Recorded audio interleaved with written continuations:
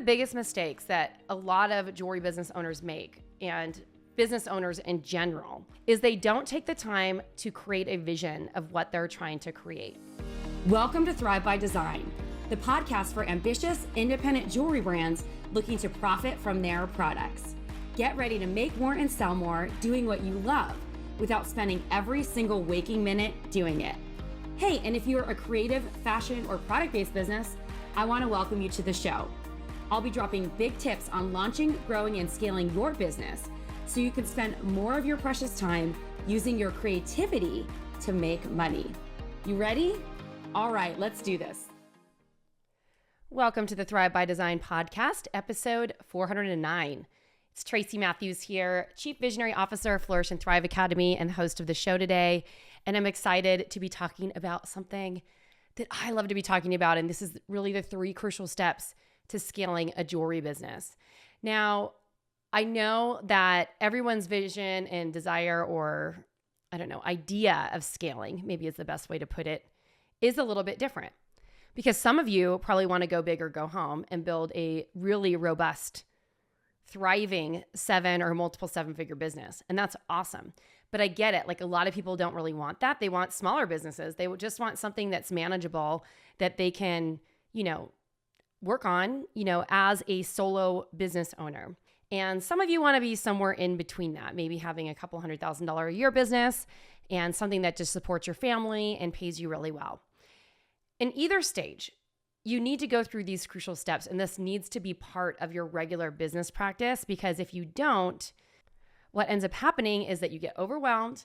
You'll start to feel like you're doing all this work and you're not getting the same result as you once did. I call this a profit or a business plateau. And the worst part of this is when your business starts to backslide, meaning you go backwards, you're working harder and harder, trying to get the same things done, and you're not getting the same result. And this is really important to address, because if you don't, you're going to feel really frustrated and probably end up getting super burnout with your business. So this is a really important episode, no matter where you are in business. If you're at scale already, if you already have an amazing business, awesome. If you aren't at scale yet and you're trying to get there, or just trying to create more ease and flow in your business, this is for you. Because I think at every stage, I should say, these 3 crucial steps are things that you'll just continually come back to over and over again. So this is my birthday month. My birthday's in a couple of days as this podcast is going live. And to celebrate my birthday, to celebrate you, I am hosting a free masterclass called An Inside Look at a 7-Figure Jewelry Brand. On this masterclass, I'm going to show you the exact strategies that 7-figure entrepreneurs and some really successful multiple 6-figure entrepreneurs are doing to create insane profit margins for their business and to continue growing over and over again. So if that's something that you would like to learn more about at any stage in business, I'd like to support you. Especially if you're kind of at that 6-figure stage, this is going to be super beneficial to you, because you're right at that tipping point where some things need to change and you probably need to approach your business in a little bit of a different way. So if you'd like to join me for that, head on over to flourishthriveacademy.com/7 figures. That's the number 7 and figures, and sign up today. All right. So one of the things that I talk primarily about on this podcast is getting new customers. I talk about marketing all the time, and I talk about sales strategies. That is a given. When we think of the desire brand effect model, we think of creating desire. That's really about getting your brand assets together, developing your brand story, and creating all the things that are going to attract the right customers to your business. Now, in the scaling desire aspect of the desire brand effect, or pillar, I should say, that's all about marketing and sales and delivering a great experience for your customers, so that you're not always looking for new customers, that you're getting the same customers buying from you over and over again. And then eventually you need to spend time making products to ship and all those things, which then gets us into scaling desire, which is all about optimizing your business for scale. And scale can mean different things to different people. What I mean by scale is to be able to multiply your efforts exponentially. So that might be in the beginning, twofold, threefold, tenfold at a certain point. And really getting out of your own way, because one of the biggest struggles that I see jewelry business owners making or having as they're growing their business is in that first tier, it's trying to get to a place where they're making consistent sales to sustain themselves and their business. And at the next stage is actually getting out of their own way. They end up being their biggest thorn in the side, right? And so the thing is at a certain point, you can't keep doing everything yourself. And this isn't about bringing on a big team and hiring a bunch of people. It's really about you thinking about your approach to business a little bit differently. So here's the thing. You can hire a team, and I often recommend that. I think, I love having team members because there's a lot of things in my business that I don't enjoy doing, and it gives me an opportunity to delegate things that I don't enjoy to the people who actually like doing those things. And I think one of the things that we forget to acknowledge is that for a lot of people, doing data entry, which might be the bane of your existence, is actually quite enjoyable. They like just getting in there on repeat. For some people, they like to be in a support position of helping an entrepreneur. And that is actually what really lights them up. And then there's someone like me who likes to be the face of a company and be out there all the time, doing a lot of the marketing and sales and, creating community around a brand. So that's fine. All of it's good. But right here is, I think that what you really need to get clear on is, what are your goals? What are you trying to create? And how much money do you actually want to make? And if you can get clear on that, I'm going to talk a little bit more about that momentarily. Many of these things will start to fall into place if you follow these crucial steps. So all of this just reminds me of someone who came into our Momentum program a few years ago. Her name's Jennifer Dawes. You might know her. She's a very well-known fine jewelry designer. She's been in the industry for 20, 25 years. I love her as a human. She's just amazing. And also, she's just an insanely talented artist. And when she came, her primary business model was wholesale, because that's when Jennifer and I started. That's kind of how you got the word out about your products. And a lot of jewelry companies made a big name for themselves by getting out on the market, selling wholesale. And it is a great way to grow a jewelry business if you can. But the downside of only selling wholesale is that you end up getting into a place of, number one, your profit margins are a lot lower for each piece of jewelry. And number two, you're kind of at this place where you're producing more, you have a lower margin. Most of the stores these days want, 30, 60, 90-day terms, meaning that they don't want to pay you for 90 days. And so you're basically out the investment of what you've had to put in to make the jewelry and sell it for sometimes 6 months, before you're actually getting paid. And that is to say that if they're paying you on time. And in order to do, if you had let's say 30 really good accounts that were spending a lot of money with you a year, several tens of thousands of dollars, or 50 accounts or 100 accounts, whatever that might look like, then, you need a staff probably to help you manage those accounts. Maybe someone in sales and marketing, maybe people helping you with production and all those things. So it comes with this whole big ball of wax. And it is an amazing business model. But I think if you are only selling in this one way, selling wholesale, a lot of companies that I know end up getting themselves into, a challenging position where their business isn't very profitable because they have to have all these aspects of their business in order to grow. So when Jennifer came to us, she had a team of maybe 3 to 5 people. Her business required so much manual labor because of the way it was set up. Everything was done manually, from inventory to obviously making the jewelry to the marketing. It was just manual labor. Everything was done by a person. And so what ends up happening when you have a business like this, and I've been in this place, and that's why I think Jennifer was drawn to working with us, is because I could approach it from where I had been and how I had to restructure.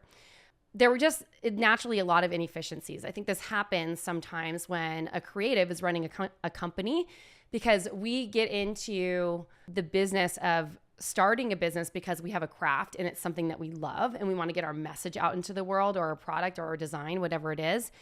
But maybe we're not like operators. And what I mean by that, operations people are very structured, organized, and like focused. And so you're building the business as you go. You're kind of building the plane as it's flying, and you're like taping, the wings on and all that stuff. And then at a certain point, the plane starts to fall apart. At least that's what has happened in my experience when the operations part of the business wasn't fully structured. And so when Jennifer came to us, she was selling primarily wholesale. She had some really great accounts, and it felt like she was always on this like spinning wheel, or like a rat race wheel, where she was like going, and didn't have a lot of time to step back and take a look at what was going on so that she could spend the time to optimize her business. And she hit some sort of breaking point where she sat down basically with herself and was like, I need to make a change. And we started working with her, and she came to me and she's like, Tracy, I just want to do what you did and be able to like maybe slow down, but still keep and maintain the same level of sales, but just do it in a different way where my business is more profitable. And so she spent the time to like really rethink her business model, which I think most people don't do, especially when they're in the mix of it.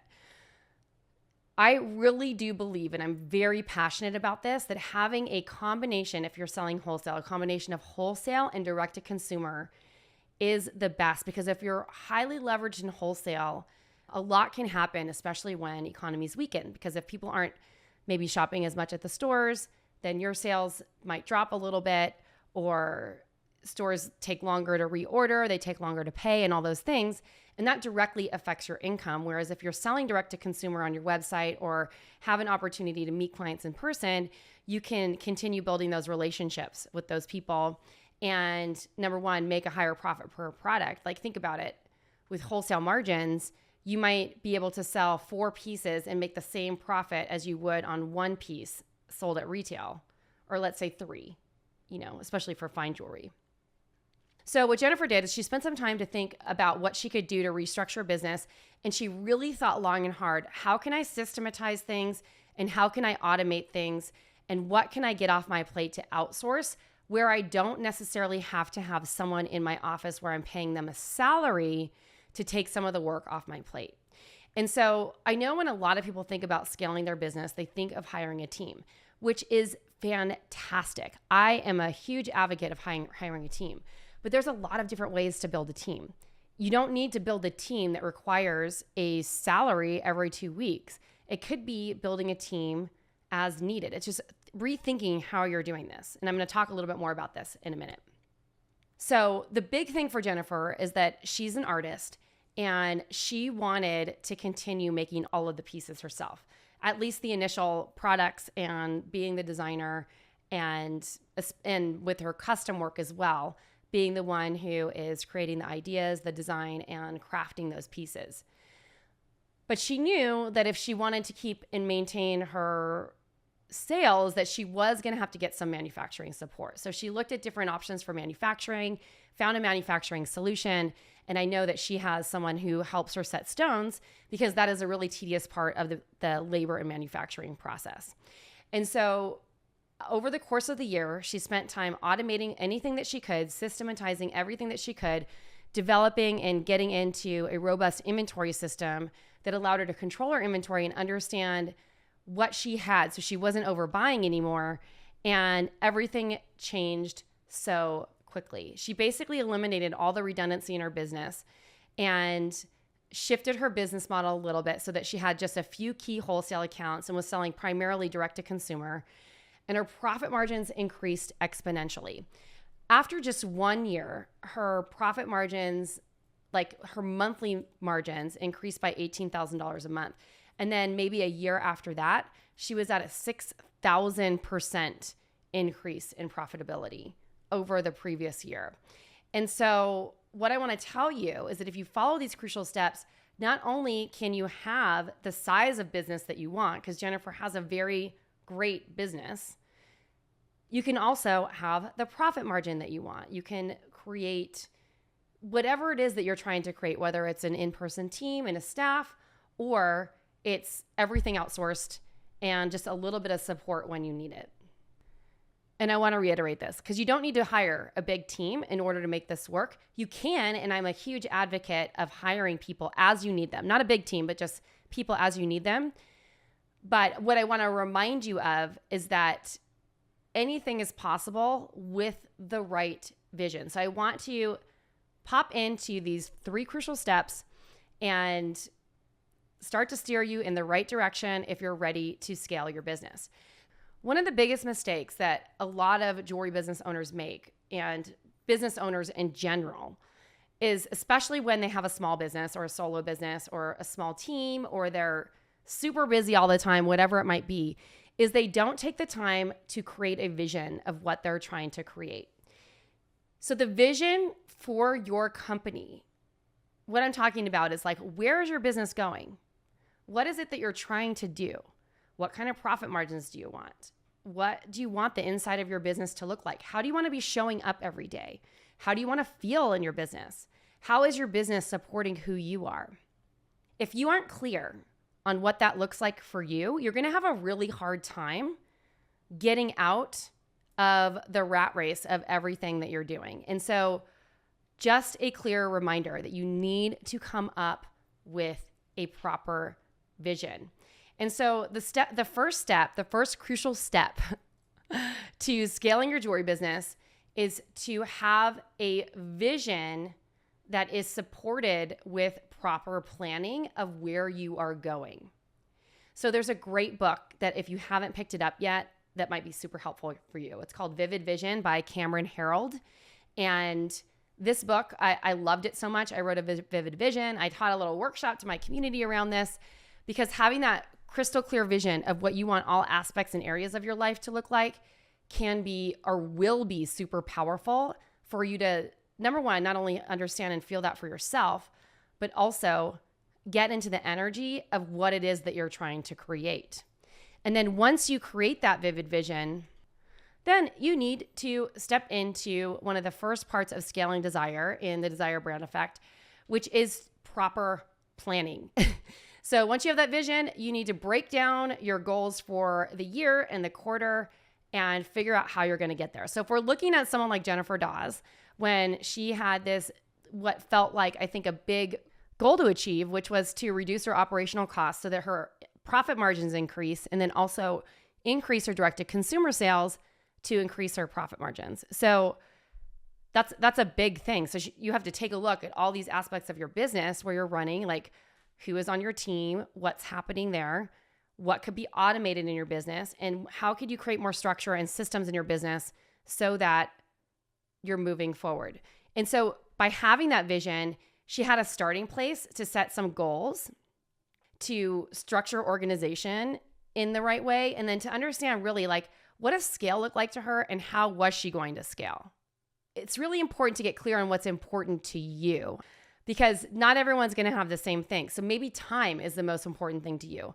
You want a business that's supporting you, maybe paying you 6 figures, or maybe $50,000, maybe $300,000, whatever that is. But maybe time is the most important thing, and you only want to be working 5-hour days so that you can pick your kids up from school. Or maybe it's that you want to have your weekends free, and you had built a business selling at all these shows on the weekend, and so you don't have you haven't really been able to support yourself in figuring out how to grow your online sales because you're not stopping and taking the time out to actually learn digital marketing and understand what a sales funnel looks like.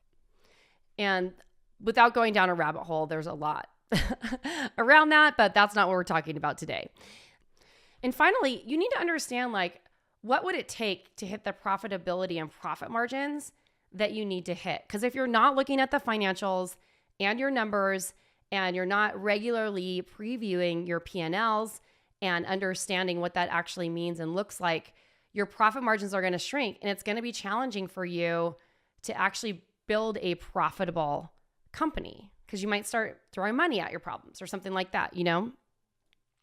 So proper planning that supports the vision of where you're going, super important.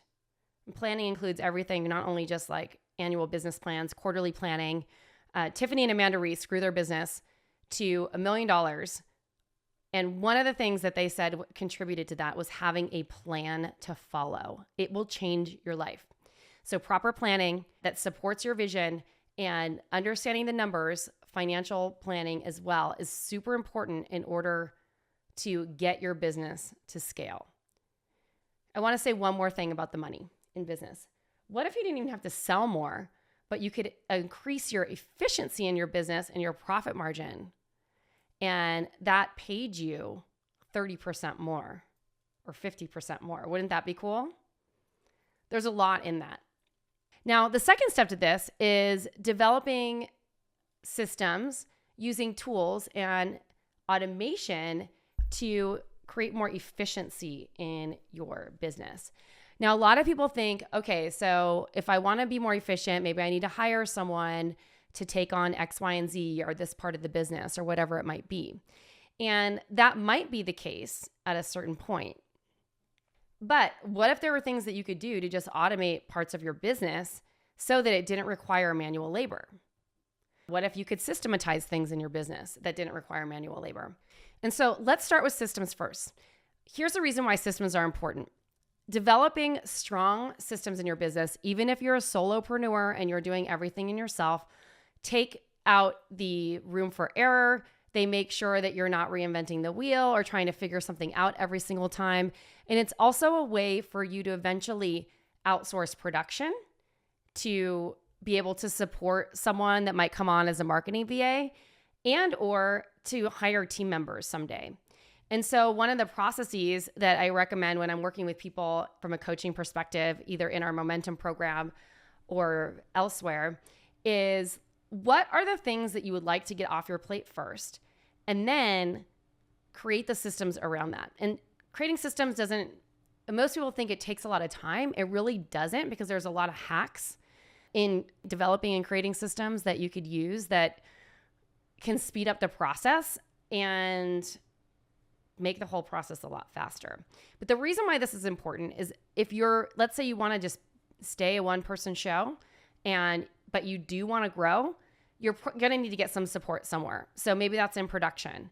Now, one of the worst things that you could do is just expect someone to be able to make a piece of jewelry in your vision without giving them proper sampling or instructions on how to make something. That is just a system, like creating a production handbook or something like that is just developing an SOP around how you make something. So that's one good example. If you want to delegate marketing in your business, you need to delegate your way of doing things. You can't expect someone to come onto your team and know how you speak to people, who you talk to, understand what your brand is all about if you don't have any of that documented, right? That's huge. And then, if you want to teach someone how to do sales, like you're going to have to, teach them your best practices, what to look for. What are the things that you need them to help you with? How do you speak to customers? If they're not a trained salesperson, like how do you get them out there? You cannot expect someone to know your way of doing things if you're not training them on your process, on your product, on your brain, right? And the best way to get people to stop renting your brain is to document what's inside your brain to help them thrive. Really, really important. So let's talk about tools. So there's a lot of different tools that you can use that will help speed up processes. I can't believe how many people are still using spreadsheets to manage their finances in their small company when there's a lot of tech software that can easily manage your books and also reconcile things for you in a semi or automated way. For example, Xero, QuickBooks, or even Wave are 3 great accounting tools that you can use to keep your books in order without using a spreadsheet. I will tell you, using a spreadsheet is a lot harder to reconcile than using like a $20 a month tool like Xero or a free accounting software like Wave. There's a lot that you can do. And then when you're using a tool like that, then you can automate things into it, like your bank account and your Shopify. Like all these things can be automatically dropped in there so that you have an accurate record of everything that's going on. Highly recommend getting a bookkeeper as soon as you can and let them handle it. And there's so many other tools like marketing CRMs, scheduling tools, apps. Zapier is an amazing thing that can help you integrate and automate with a lot of the tools that you're using, which brings me to automation. So I would automate everything that you possibly can in any way that you can. So one of the things that Jennifer did is she spent a lot of time developing a robust inventory control system where everything is just automated. There was a lot of manual labor up front, but once she got it set up, everything is now automatically pulling in there. So she doesn't have to count things anymore from an inventory perspective on a regular basis. It is literally changed her life. And so what I'm going to tell you there is that there's so many tools that you can use to create automatic processes in your business that takes the manual labor out of it over and over again. So things like Zapier, CRMs that are fully utilized, chatbots. We're helping people in our custom jewelry accelerator right now set up their CRMs. And I know a lot of them were feeling so overwhelmed, but I'm like, what if you could automate follow up with customers so that a year after someone purchased and you delivered a piece of jewelry, you could send them a reminder to get their ring maintained and use that as an opportunity to create another sale or generate another, or just deliver great service to your customers. There's so many things that could be automated from the customer experience standpoint as well that will help you grow your business over the long haul. And then with systems and automations comes with this idea of using systems, tools, and automations to solve problems. So if you keep experiencing the same problem in your business over and over because it's a manual process, think to yourself, how can I automate this? What can I do to solve this issue before it becomes a big problem? Really, really important. So the final step to this, the third crucial step, is getting the right support.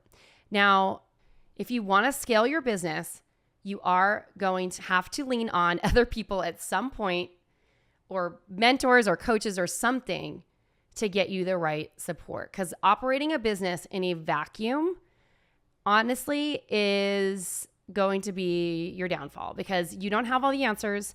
You have a lot of blind spots in your business, and you will always be the biggest bottleneck.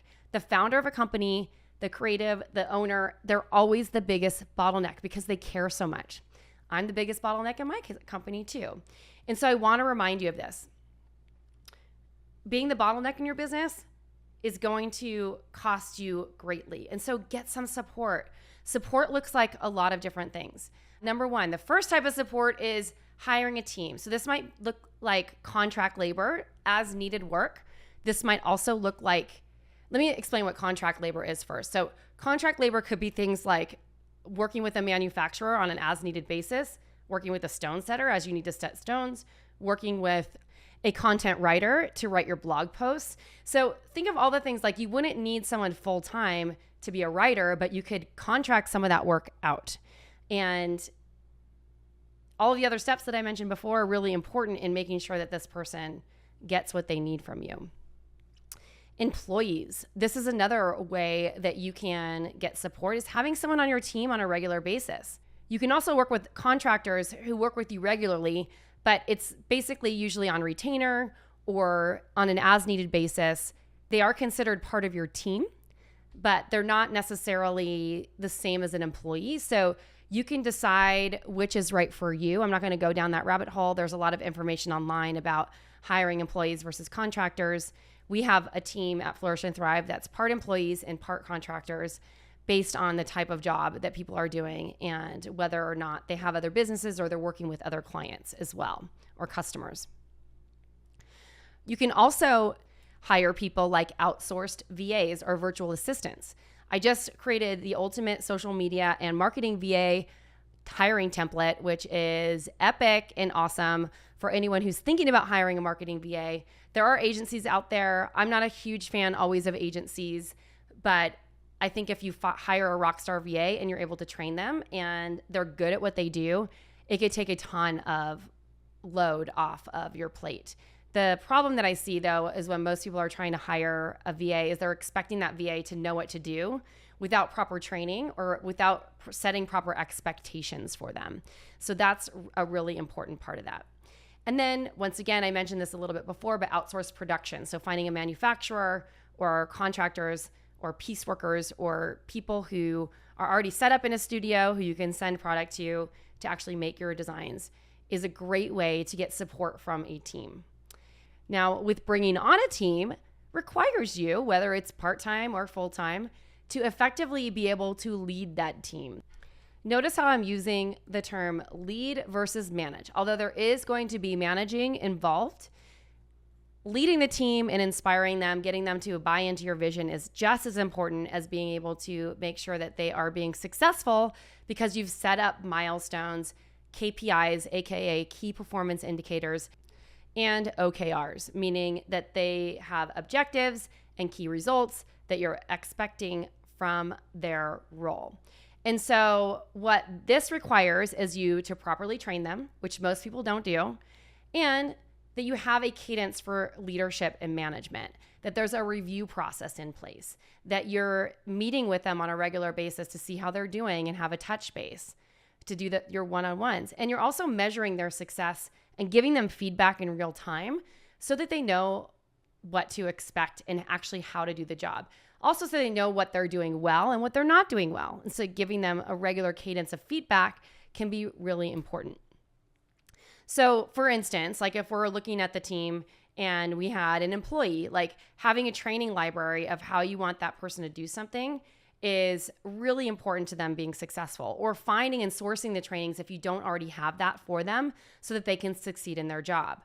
Giving them goals to hit and targets to hit are really important. This goes the same thing for contract labor and outsourced VAs. For instance, if you're working with a manufacturing company, the best thing that you can do is have an example of like what a good finished product actually looks like and your expectations for what happens when they return the product and the quality, I guess is the best way to put it. We created this very robust production Bible, we called it, at Tracy Matthews Designs back in the day. And whenever we had a contractor making a piece, we'd pull the production sheet out. Usually it included a sample. We had all the measurements of everything that needed to be done. And we also gave them parameters. Like if it doesn't come back looking like this within X amount of variation, then we're going to return it and you're going to have to remake it. And we're not paying you for that piece. And you owe us the money for the product, for the metal that's used. And that actually helped us increase our production capacity, also our quality control, and all the things that we were looking for so that we were getting product that we could actually resell and use later. And then also, you need to have a regular cadence of meetings with these people, whether if it's just one person, maybe you meet weekly. If it's a team, have a weekly meeting with your team, even if it's just a touch base of like, talk about your goals for the week, like what's coming up, solve any problems that are coming up with the team, and get on the same page. Super duper important. And then finally with support, there's a lot of other ways to get support too. I mentioned this earlier, but if you are a solo business owner or you have a small team, make sure that you have a coach or a mentor or a community to get involved in. This is really important. And the reason why it's so important is for this in particular. Working in a vacuum does no one any good because you might have some ideas, you have blind spots. I mentioned this earlier. You have areas that you can't see in your business that will get you tripped up over and over again. And especially if you're getting a similar result, things aren't changing, things aren't moving forward in the way that you want, you're not reaching your vision, you're not hitting your goals. There's probably something that you can't see that is preventing you from getting the result that you want. And so that's why we've created programs like Momentum over here at Flourish and Thrive Academy. For those of you who don't know what Momentum is, it's our program for six-figure business owners who are trying to scale to multiple 6 and 7 figures. And that program is great because most of the people who come into the program who we start with, they've been, doing it all alone, and we help them grow and like get the support that they need around them and build automation in their business. And the ones that come in at multiple 6 figures with a team, like we help them become better leaders. And the reason why I'm mentioning this is that a lot of times we cannot see what we cannot see for ourselves, and someone else needs to point that out to us. And so if you're someone who wants some support, reach out to us. we'd be happy to chat with you on the phone and see if Momentum or one of our other programs is a good fit for you. But even if it's not working with Flourish and Thrive Academy, get a coach or a mentor who has done what you're trying to do, who is in the industry, or who has a team of coaches like we do that specialize in all different areas of the business, from operations to finances to marketing and sales and all those things to help you grow and scale. It's interesting because it would probably be impossible for most small business owners to hire out all of those aspects of the business. But if you had a coach that was all in like one place, it becomes a lot easier. So with that being said, I'm wrapping this up today. The 3 crucial steps to scaling your business are, number 1, creating a vision and then supporting that with proper planning that is aligned with that vision so that you can increase your profit margins, so that you can set targets and goals, and so that you can actually go after the things that you want to create. You'd be surprised at how quickly your business grows. Step 2 is setting up systems, tools, and automation that take the manual labor out of what you're doing in your business. This is really important if you want to be an efficient company and you keep having the same mistakes and problems over and over. What can be automated? What can be systematized? What are some tools that can help you remove the manual and the room for error out of that? And step number 3, get the right support. Support looks like hiring a team, getting contractors, working with a coach or a mentor, anything where you can get outside eyes on your business and feedback.